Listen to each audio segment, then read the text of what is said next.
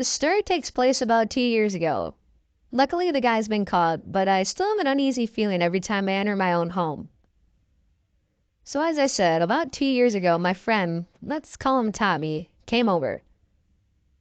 I was around 10 years old while Tommy was 11. The two of us were inseparable, partners in crime, the two musketeers. So when I had seen on the television that morning that an armed and dangerous man had somehow escaped the courthouse jail, we immediately went into action, setting up defenses and readying our armory. And by that I mean we stacked all the Nerf guns I owned on my bunk bed and readied ourselves in case some man burst into our home unexpectedly. We sat there for hours, unmoving. If we were in the military, we would have been given medals of honor. Around 5:20ish, my mother returned home from work. We thought our job defending was over. How very wrong we were, though. My mother told us that because her and her father were going out to dinner, that Tommy would be spending the night. For then it seemed like a sleepover, but for us it seemed like we were going back to war. Shortly after they left, we had a meeting and we decided that we were going to need reinforcements. And by that we meant my neighbor. We'll call him Roger. Now I wasn't as close to Roger as I was to Tommy, but he would usually be willing to join us on our crazy ventures if the time called for it. This was not one of those times. Tommy and I had arrived at Roger's house and I rang the doorbell our usual 7 times, just to make sure they got the message. Roger's mother arrived at the door and gave us the worst possible news. Roger was grounded for a week. Tommy and I were devastated, but we knew it only meant that we'd shoulder the responsibility ourselves. On our way back to the house, I decided I'd look up on my phone how to make a Molotov cocktail, seeing as they were my favorite video games at the time and it seemed like a good idea. I felt around in my pockets and I noticed my phone was missing. No big deal, I probably left it at the house. Tommy and I returned to my house and walked upstairs to my room. I told him to send a text to my phone and we'd see where the ding would come from. That's when things became odd. Tommy sent the text and while we didn't hear a ding, it wasn't long after before the message said, "Read, 8:02 p.m." Tommy was just as confused as I was, seeing as we were both sure that I had left it there. Tommy asked if maybe I left it at Roger's and I told him I hadn't brought it out then. It couldn't have fallen out of my pocket either. We'd been walking on the sidewalk and I would have heard the sound of it dropping. Tommy sent another text, thinking that maybe the first one had glitched somehow. There was no response other than the quick little, "Read, 8:14 p.m." At this point, I began wondering if Tommy had taken my phone as a joke. It wasn't his style, but I still wouldn't put it past him. I asked if he had taken it, and Tommy denied it, swearing up and down he'd never take something like that as a joke. While I was inclined to believe him, seeing as he was my best friend, it was still the only explanation that made sense. It was then that Tommy accused me of pranking him, making it seem like I had hidden my own phone just to mess with him. I shut Tommy's idea down pretty quick by telling him I would have hidden his phone if I was going to mess with him. Tommy began sending message after message. Read, 8:14 p.m. Read, 8:29 p.m. Read, 8:36 p.m. Tommy sent one more message and this time we heard the ding. Coming from my closet. Read, 8:42 p.m. Tommy and I ran out of there as fast as we could, knowing that someone was in there who shouldn't have been. We called 911 and explained everything as they sent an officer over. When the man got there, he went inside and not only found the back door open, but my closet door as well. On the floor was a knife from our kitchen and my phone. We were lucky we weren't killed, and after that night, my parents installed a better security system as well as cameras. Tommy wouldn't come over for a month after that. Now things are relatively back to normal, but to this day, I wonder what would have happened if we wouldn't have gone to Roger's house when the guy broke in. What would have happened if we would have fallen asleep instead or hadn't realized that my phone was missing?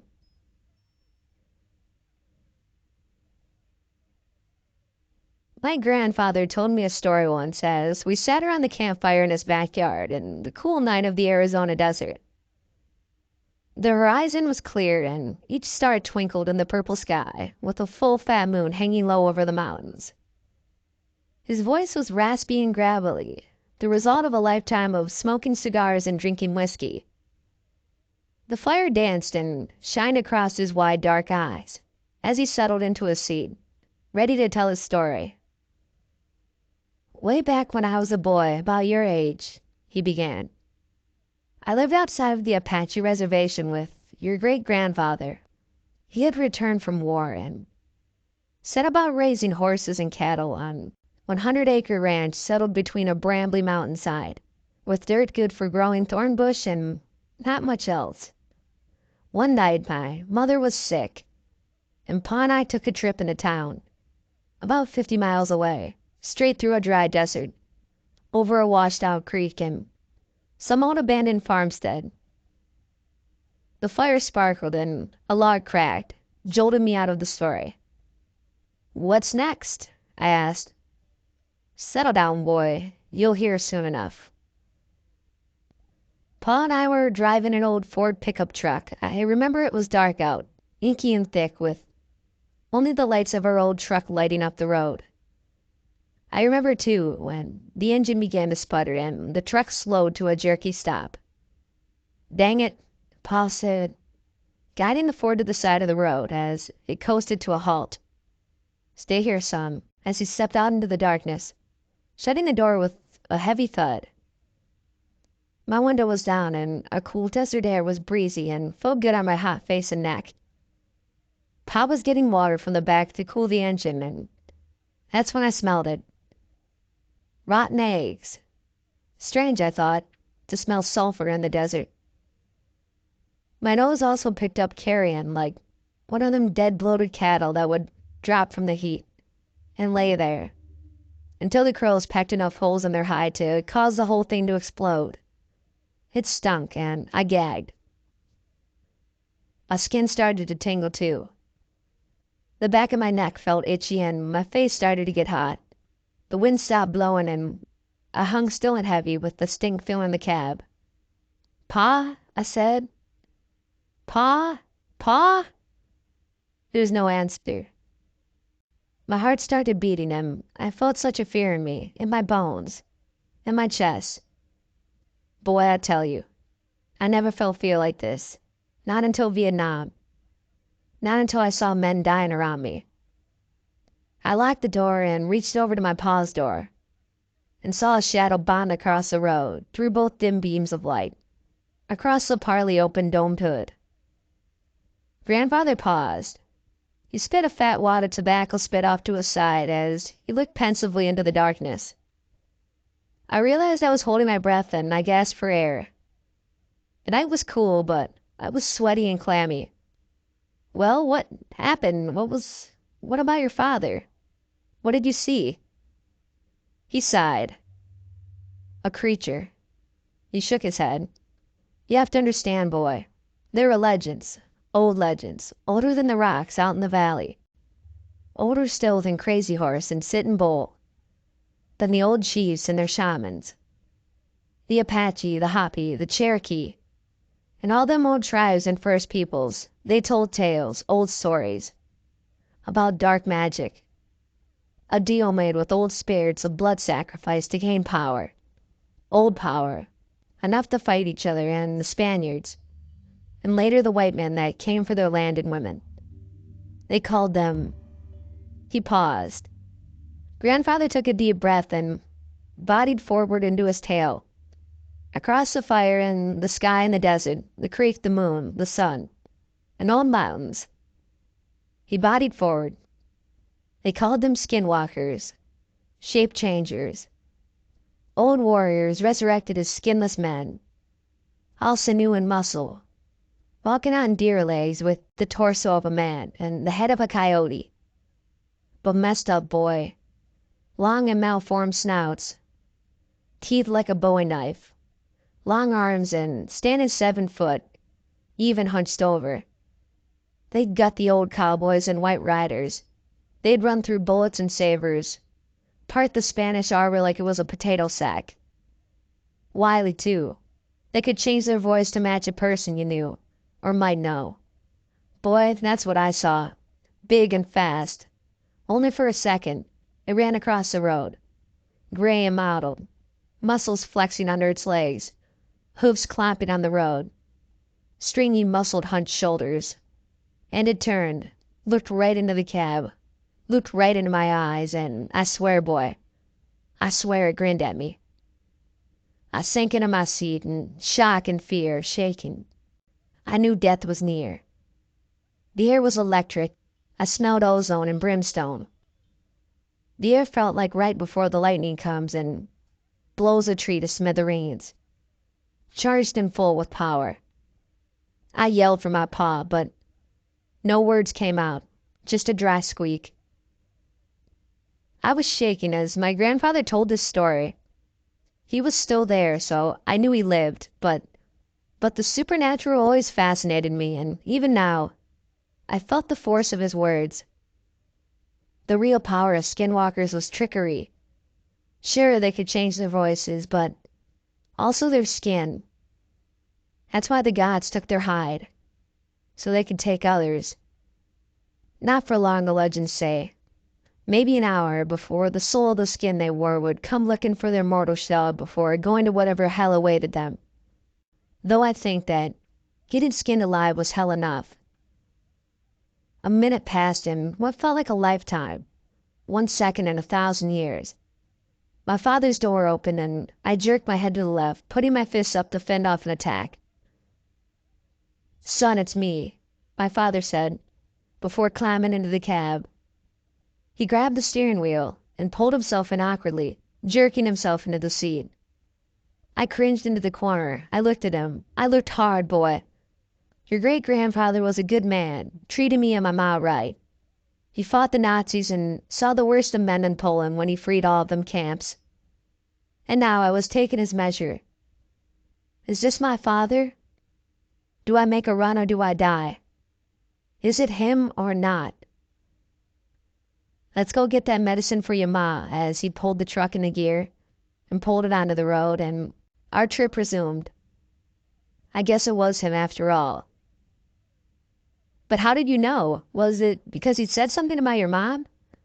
"No, boy, I knew. Because out the window, out the corner of my eye, I seen that beast running 50 miles an hour right next to the car, looking at me with them yellow eyes and a grinning mouth. I looked and saw it, hunched and angry, running next to us, boy. My pa kept his eyes on the road, locked straight forward. 'Son,' he said, 'don't look at it.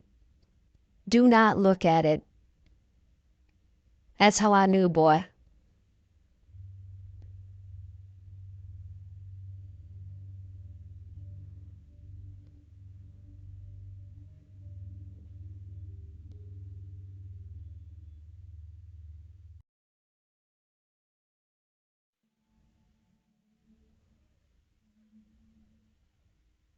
I recently put my daughter in daycare. I didn't want to do it, but being that I'm a single parent, I don't have much of a choice. After dubious research, I found a daycare center that seemed like a good fit. It was run by a girl named Wendy, and she seemed fairly popular in the neighborhood, as there were a number of kids there when I went to investigate.